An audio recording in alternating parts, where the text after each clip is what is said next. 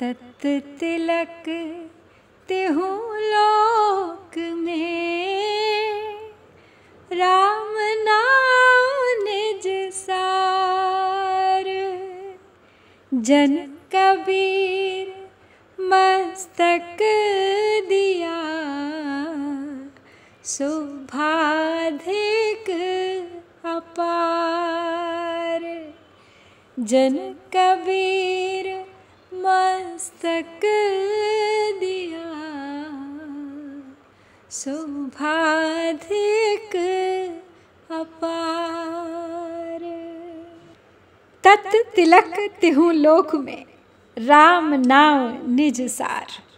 जन कबीर मस्तक दिया, शोभा अधिक अपार। राम नाम की महिमा बखानते हुए कबीर कह रहे हैं इस साखी में कि समग्र साधना का तत्व सार है राम का नाम, बल्कि राम से भी बड़ा है राम का नाम। स्वयं राम का भी सार है ये नाम। इसे जप लिया, आत्मसात कर लिया तो मानो पा लिया राम को। तीनों लोकों में श्रेष्ठ है ये राम नाम तत्व। श्री राम के इस भक्त जन कबीर ने जिसे अपने मस्तक पर धारण कर लिया है, और तभी से उसकी अपार शोभा ने उनका जीवन संवार दिया है। तो भाव यही है कबीर का कि राम नाम समस्त साधना भक्ति पूजा का सार तत्व है। मनुष्य मात्र का जीवन ही नहीं, अपितु व्यक्तित्व भी राम नाम के संपर्क से और अधिक सुशोभित हो जाता है।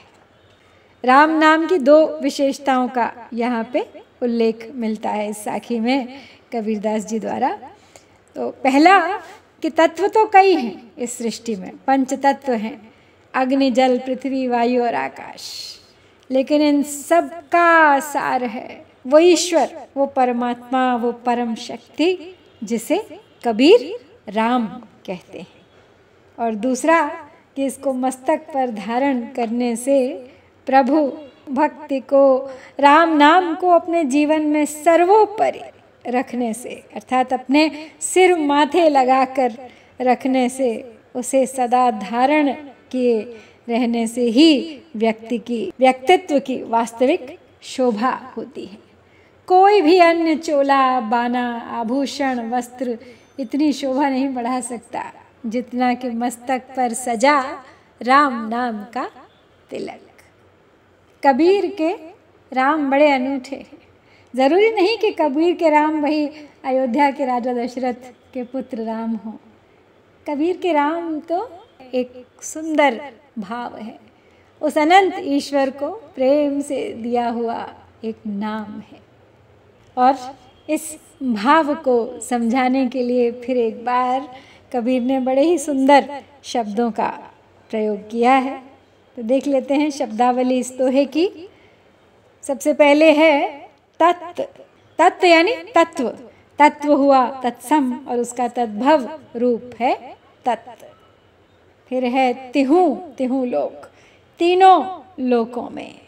नाम, नाम राम का नाम। निज यानी स्वयं अपना सार, राम का नाम स्वयं अपना सार है, अपना मूल है, अपना निचोड़ है।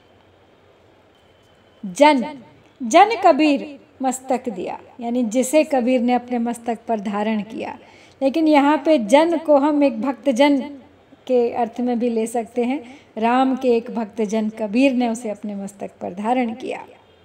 शोभा अधिक अपार।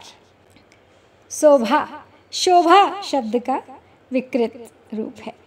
फिर है अपार, जिसका कोई पारावार नहीं, जिसकी कोई सीमा नहीं, अनंत।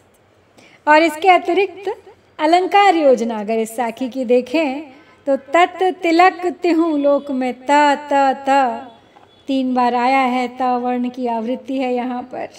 फिर है नाव निज सार, नाव निज न वर्ण की आवृत्ति है। उसके बाद है शोभा अधिक अपार, अधिक अपार अवर्ण की आवृत्ति है। तो 3 स्थानों पर यहाँ पे वृत्यानुप्रास का प्रयोग हुआ है। और सदा की तरह अंत्यानुप्रास तो है ही, सार और अपार, इन दोनों शब्दों से अंत होते हैं दोहे के दोनों चरण एक ही से सुर। कुछ भी कहना हो कबीर के पास कभी शब्द कम नहीं पड़ते। तो ये थी श्याम सुंदर दास जी द्वारा संकलित कबीर ग्रंथावली के सुमिरन को अंग से तीसरी साखी। शीघ्र लौटूंगी अगली साखी के साथ, प्रतीक्षा कीजिएगा, बने रहिए मेरे साथ इस यात्रा में अंत तक। जय कबीर, जय भारत।